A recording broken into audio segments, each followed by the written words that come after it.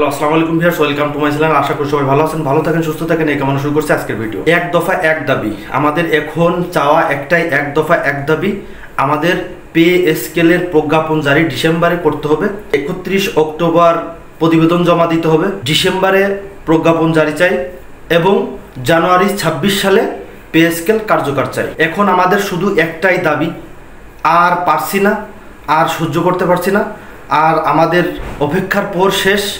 টানা 10টা বছর আমরা অপেক্ষা করে আসছি। সরকারি কর্মচারীরা অনেক দিনা দায়কে জর্জরিত হয়ে আসছি। আমরা আমাদের নুনানি পান্তা খাই সিস্টেম হয়ে গেছে আমাদের জীবনে। এই দুঃখ দুর্দশায় জীবনে আমরা আজ হতাশাগ্রস্ত, আমরা আর পারছি না। তাই আমাদের এখন একটাই দাবি, আমরা অনেক সহ্য করেছি, আমাদের একটাই দাবি, ডিসেম্বরে প্রজ্ঞাপন জারি চাই এবং জানুয়ারি 26 সালে পে স্কেল বাস্তবায়ন চাই।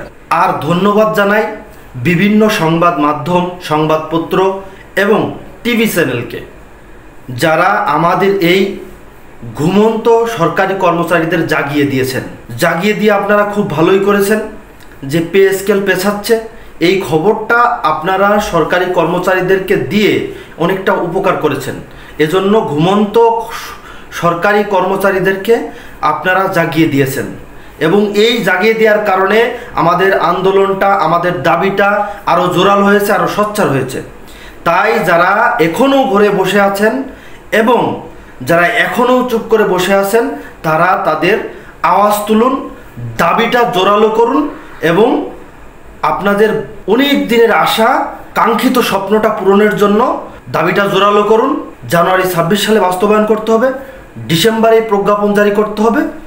আমাদের একটাই দাবি, একটাই আমাদের স্বপ্ন, এটা সরকারের পূরণ করতে হবে। সরকার আমাদের পক্ষে আছে, পে কমিশন আমাদের পক্ষে আছে, আমাদের দাবিটা তাই জোরালো হবেই।